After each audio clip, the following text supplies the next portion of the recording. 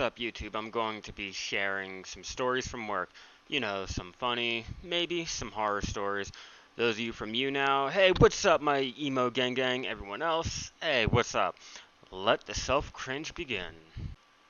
So, this first story is about when I started working at Burger King. Yes, ladies and gentlemen, this little wannabe e-boy flipped burgers, and hey, even now I flip burgers because, hey, no one really wants to be poor now, do they? Now, your boy here, I'm small. Like, very, very small. Everyone there looked at me like someone had lost their kid behind the counter. But no, I was there to work. Sadly, I've always been the shortest, in my family. Gave me a kind of a little goblin complex, like the ones from Harry Potter. Dobby's a free elf! So, needless to say, you can understand my first month, maybe 2 months there, were stressful as hell. So, there was this little short manager, Spanish manager, we're gonna call Sally. Yeah, Sally had a favoritism towards all the other Spanish kids, and if you looked any other type of race, well, she really didn't like you. Now, me being new, I instantly caught her eye and gained a nice personal grudge that she held for maybe a year or two. Like, if you ever have that one friend who lends you a pencil in first grade and you forget about it, by fifth grade, he will probably come up to you and, ask you for that same pencil that you have probably thrown out and or got rid of at some point within the last week or so of using it. Yeah, she was that type of person. Everything that I do is wrong. From the moment I start breathing, blinking, to the moment I leave the store. Like, it was bad that day. Needless to say, I'd only been there for maybe 3 hours, and she'd already yelled at me about every little thing that I had done. Wow.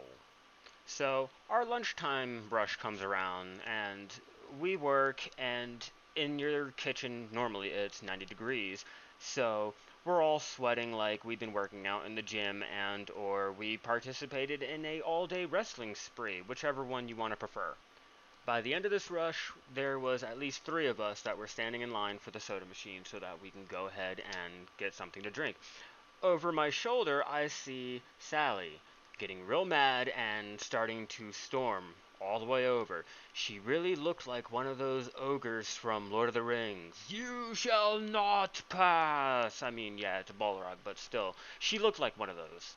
Now, at this point, I've already grabbed a cup and I tried to run all the way behind the kitchen to the sinks to go ahead and drink my soda before I can go ahead and try to run back to my spot pretending like I was not off my position.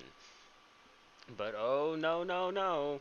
Here comes Sally storming up to me while I'm drinking my soda, so I had no time to say anything. And now, when Sally speaks normally, it was like trying to understand a gerbil being thrown in a trash compactor at a very, very low speed. And when she was angry, times that by 10. Now, I just want to point it out that I don't hate Sally. Me and Sally became friends maybe 3 years later, but at that moment, you know, she really hated me. And I'm just going to be honest with you, I rarely understood what she said half the times that she did speak to me. Now, after maybe 6 minutes of cowering in a corner like a scared little boy, crying, hoping that, someone would come save him, she finally walked away and I was able to go ahead and put my gloves on. Now, when she's angry, she is really, really scary. Very scary. It's always the short ones. Getting back on the broiler because I was the designated BB. Now, I gave that personal title because it was a broiler bitch. And, that's what I was. I'd always come home and smell like a greasy bag of spoiled meat. Yes, very attractive, ladies. I know. My luscious turquoise locks look at me dripping in grease. Now, at this point, my coworker comes up to me and he asked me, am I alright? Am I okay? And, ladies and gentlemen, we all have our breaking points. We all say things, when we're angry, and I don't want anyone to go ahead and think that it's a great idea to go ahead and repeat anything that I say, but I looked at him with a straight face, as straight as I possibly could, and I just say, is murder legal? Now, normally, a normal person would go ahead and get a little worried, but no, not this coworker. This coworker starts laughing hysterically, which, causes the attention of Sally, who gets even more mad at me and starts yelling at me. At this point, I'm done with the day. I'm done with working there. I'm done with everything, and everyone can see it on my face. They decide that they're going to go ahead and tell Sally, who goes ahead and tells my general manager, which she calls me into the office. Anyone who has worked there automatically knows when you go into the office, there's a lot of lube and a lot of crying. I love my old general manager, I should say now. She's a great woman, and, she taught me everything I know. I'm not bashing on her, I don't hate her. But she is very strict, and a lot of times it was her way or you were fired. That was, what I was worried about.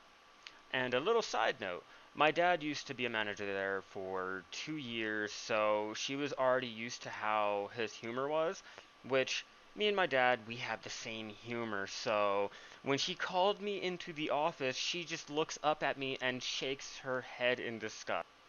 Like, she witnessed me, trying to put my dick inside of the microwave or something. She just shakes her head and she just says, you are too much like your father. That poor child out there, as short as she is now terrified of you. Why would you say something like that? Now, I looked at her, and the only thing I could say was, well, because it's not legal, I guess, she's safe. This general manager looks at me and starts laughing and tells me to go ahead, clock out, I can come back tomorrow. And I got to keep my job. Besides the fact that Sally now was scared of me for maybe 3 years after the fact. So, that, ladies and gentlemen, is how I kept my job, started working at Burger King, and also became a burger terrorist, I guess you could call it. But yeah, if you like the story, don't forget to like, subscribe, and, turn that notification bell on if you want to hear more stories about, my horrible time at work.